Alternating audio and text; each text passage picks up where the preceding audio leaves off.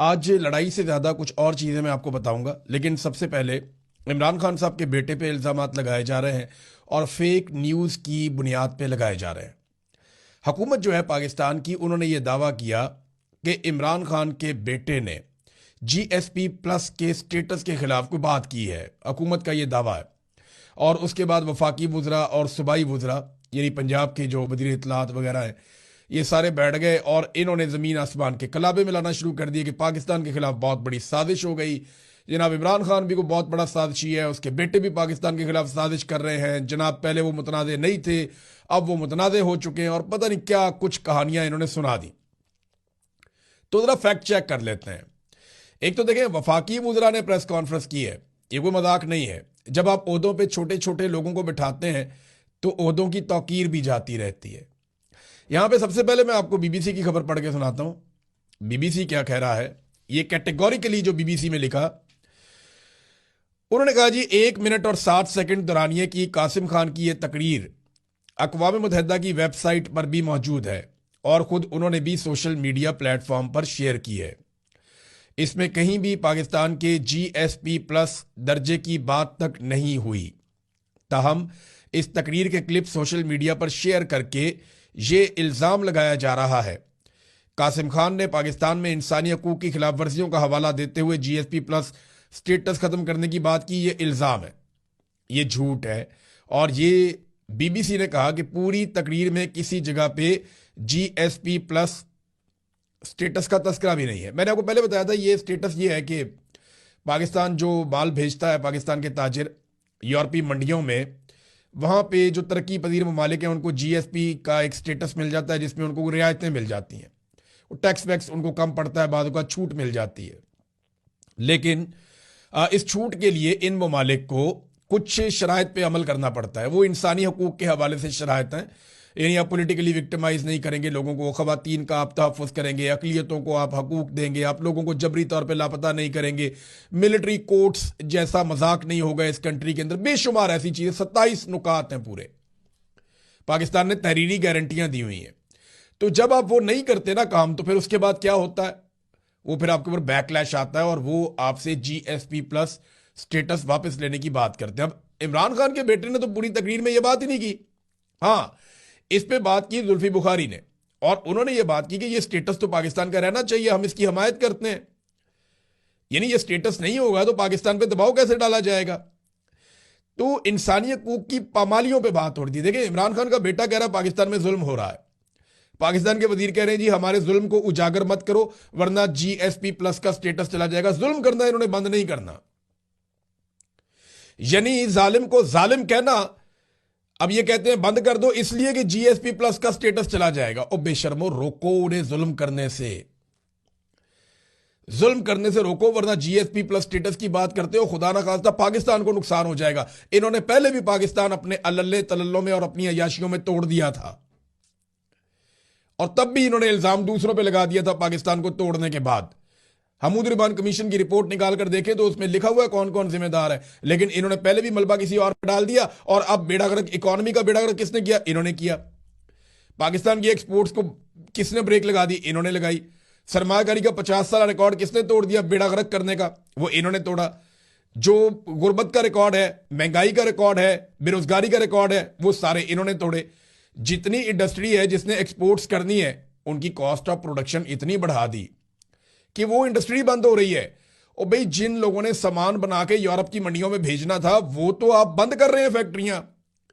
फैक्ट्रियां मिलें तो आप बंद कर रहे हैं। 150 बड़ी मिलें बंद हो चुकी हैं पाकिस्तान के अंदर। गैर मुल्की सरमायाकार पाकिस्तान से भाग रहे हैं। मल्टीनेशनल कंपनियां पाकिस्तान को छोड़ छोड़ के जा रही हैं और ये मलबा डाल रहे हैं उस शख्स पे जिसने नाम भी नहीं लिया। ये अपनी सारी बर्बादी का मलबा हर दफा किसी और पर डालते हैं। ये बीबीसी की आपको खबर थी ना, आगे जरा आप देखें डॉन न्यूज क्या कह रहा है।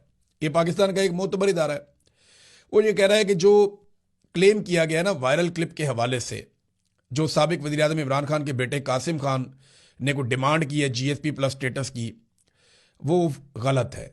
ये डॉन ने भी कहा कि ये फेक न्यूज़ है। और आप अंदाज़ा करें कि पाकिस्तान का इंफॉर्मेशन मिनिस्टर और पंजाब की इंफॉर्मेशन मिनिस्टर, ये दोनों फेक न्यूज़ के ऊपर आकर प्रेस कॉन्फ्रेंस कर देते हैं। अब ज़रा कुछ हकीकत भी आपके सामने रख देते हैं।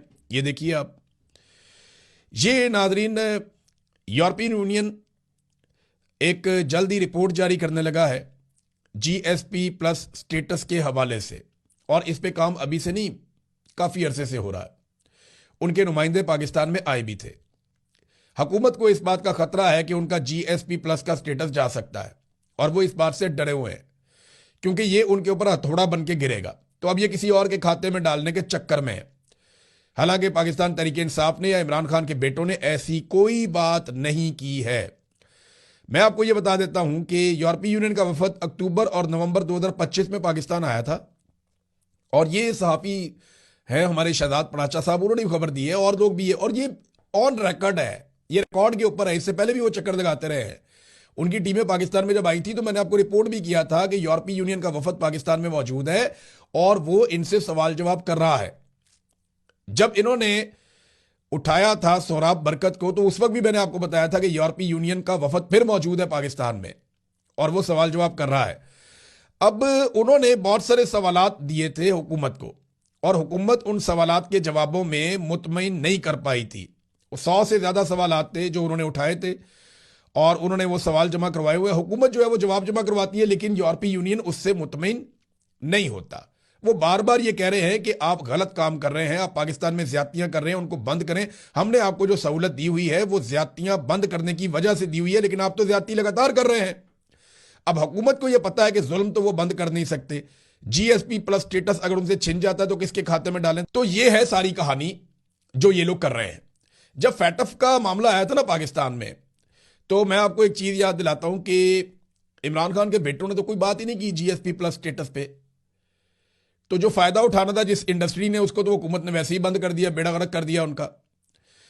लेकिन जब फैटफ का बिल आया था जिसका पाकिस्तान के ऊपर बड़ा इंपैक्ट आ रहा था, तो उस दौर में नून लीग ने बतौर अपोजिशन जमात अपने लीडर के लिए शराइत रख दी थी, यानी जाती मफादात, जाती फायदे अपनी लीडरशिप के मांग लिए थे नून लीग ने कि हम फैटफ पास करवाते हैं, नहीं तो हम मुखालफत करेंगे। फिर ज्वाइंट सेशन बुलाकर उसको किसी भी तरीके से पास करवाया गया था। तो ये एक फ्रॉड है, एक बेईमानी, एक प्रोपेगेंडा किया जा रहा है। तो हर पाकिस्तानी को यह बात ज़हन में रखनी चाहिए कि किसी के कहने से कभी भी जीएसपी प्लस स्टेटस नहीं जाता। ट्रंप इनके साथ है, वो शायद इनको बचा ले, लेकिन जीएसपी प्लस स्टेटस का ताल्लुक किसी के बयान से नहीं होता, किसी के कहने से नहीं होता।